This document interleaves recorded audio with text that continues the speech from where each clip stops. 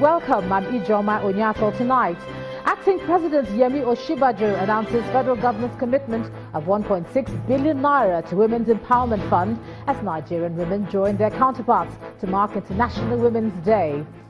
The rights and challenges of Nigerian women and gains recorded by women in Nigeria comes under focus on the occasion of the International Women's Day. Communal clash in Ile-Ife, Osun State leaves 7 people dead and several others injured. Governor Aregbesola imposes 2-day curfew. And fire sweeps through a children's care home in Guatemala, killing at least 19 people.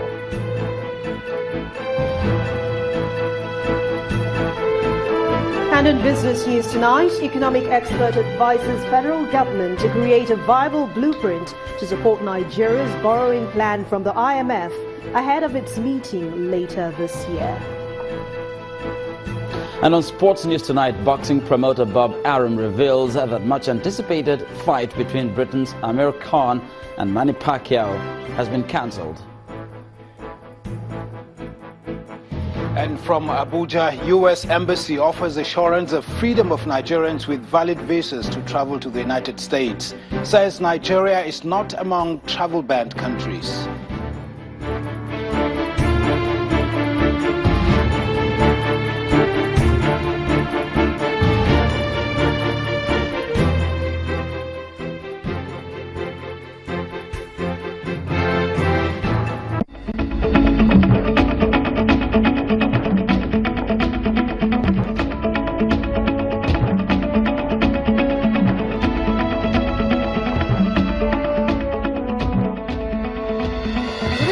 Commemoration of the the International Women's Day here in Nigeria, where the acting president has commended the role and contributions of Nigerian women in national development since independence. In a statement, Professor Yemi Osinbajo says, "We acknowledge and value the contributions women are making to national development. They do this daily, working within and outside the home, as well as in public life. Indeed, they sometimes are the sole providers for their families." The acting president also announced that President Muhammadu Buhari has ensured that the sum of 1.6 billion naira was set aside for the National Women's Empowerment Fund. He explained that the fund is meant to strengthen the economic capacity of Nigerian women. And for over 4 decades, the International Women's Day has been officially marked globally in a bid to create awareness around women's human rights. However, around the world, women and girls are still denied these rights.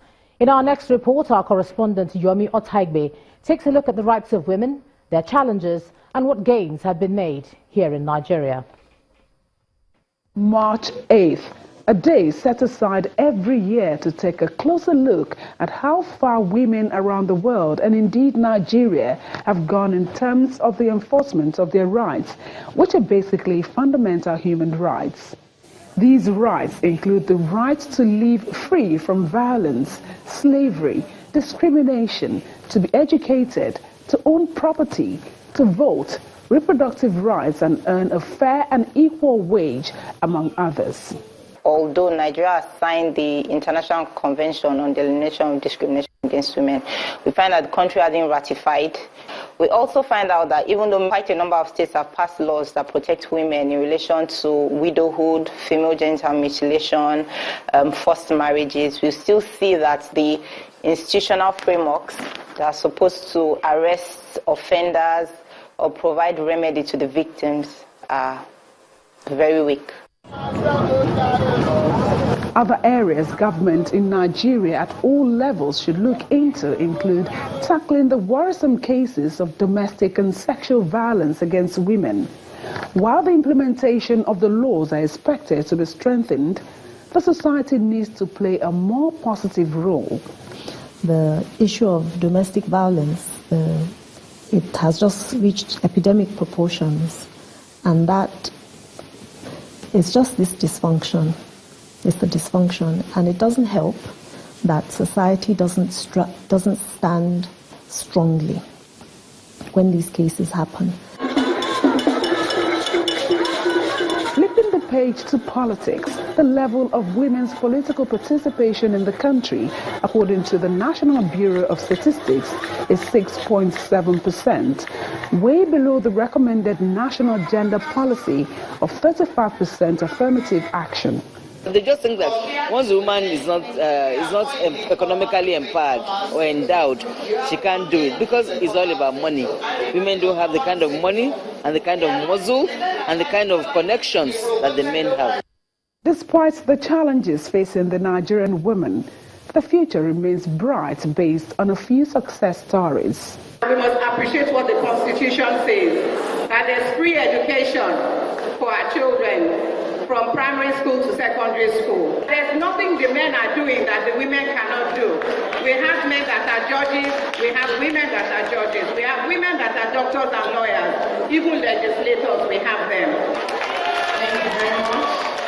The United Nations began celebrating International Women's Day in 1975.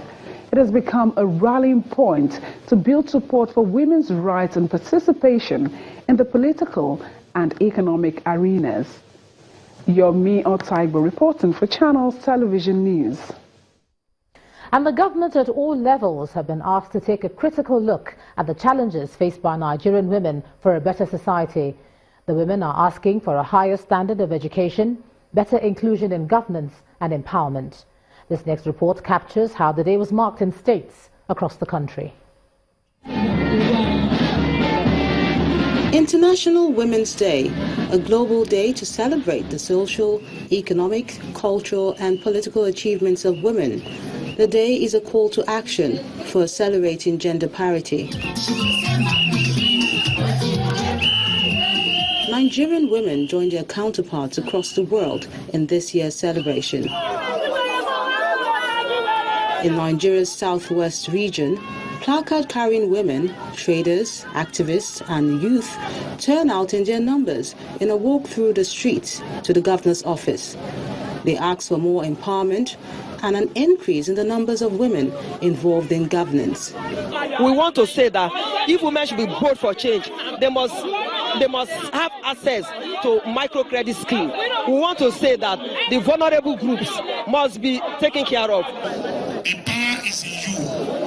It also challenges all of us to dedicate ourselves to a more productive social partnership that can enhance the wealth and advancement of families, communities, and our state and nation at large. In Enugu State, Nigeria's southeast region, it is not just a day of celebration. Women and young girls from the 17 local government areas converge on the Michael Opara Square early in the day to display their farm produce and ask government to make fertilizer available to all. Women in the North Central Zone come out en masse for this year's Women's Day celebration. The wife of the Benue State Governor, Mrs. Eunice Othom, called on world leaders to bridge the wide gap of illiteracy among the adult population. Today, nearly 17% of the world's adult population is illiterate.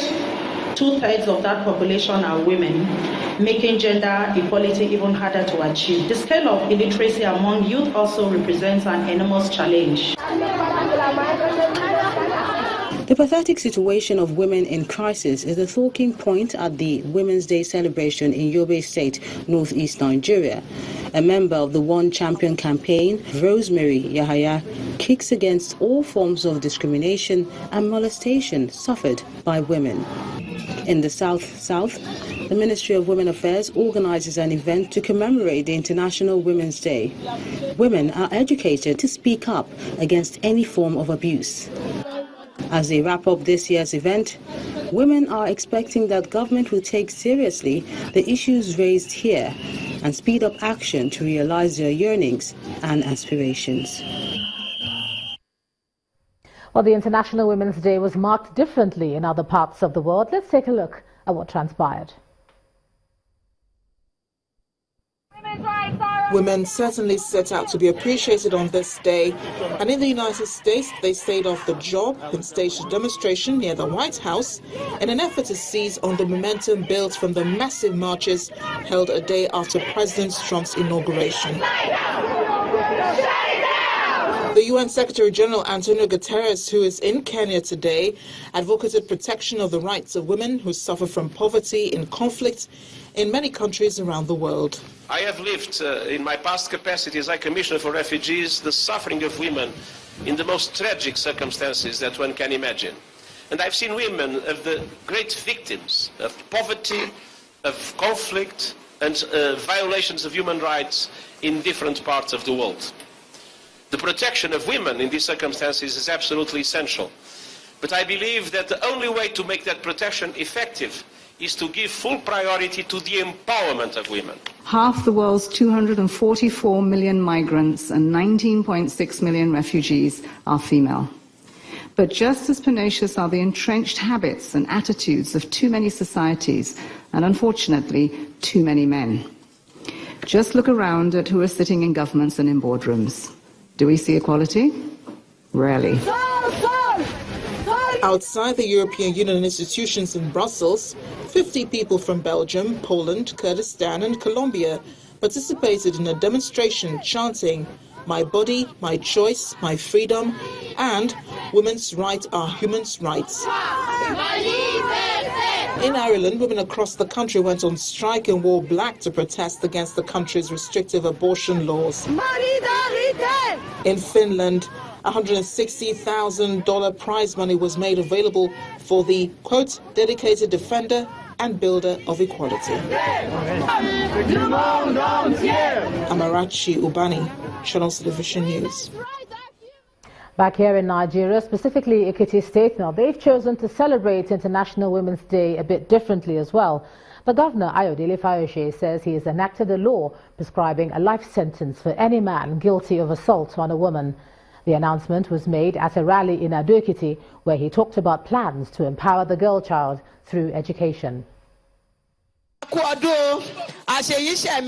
Be bold for change is the message for women on International Women's Day, encouraging them to believe in themselves.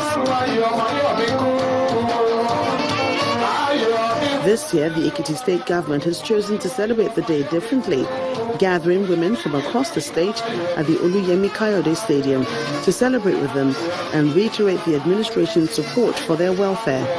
Recognizing the importance and role of women in development, an elated Governor Ayodele Fayose approved 500 million naira for women empowerment while enacting laws to protect them. Very irresponsible men beat their wives. This is part of what women must say no to. I have enacted laws. If you rape a Ekiti woman, you go to life imprisonment.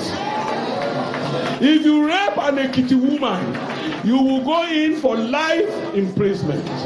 The wife of the governor, Feisheton Fayose, believes women should not be neglected, asking them to take advantage of the state's economic plan. While human rights activist Ankyo Briggs challenges women to be bold, especially in the restructuring process of the country. Women should be identified and appreciated by their strengths, abilities, and effort to move the nation forward. The women must join the governor and tell the government from Ekiti State across the 36 states that we must restructure Nigeria if any political party or politicians are thinking of having elections in 2019. The occasion did not end without Governor Fayose using the platform to reiterate the position of the state on the PDP leadership crisis. We are not with Sheriff. We will never be with Sheriff. And I'm saying it again very expressly. We believe in the Supreme Court. When we get to the Supreme Court, the outcome, we will chart a way forward.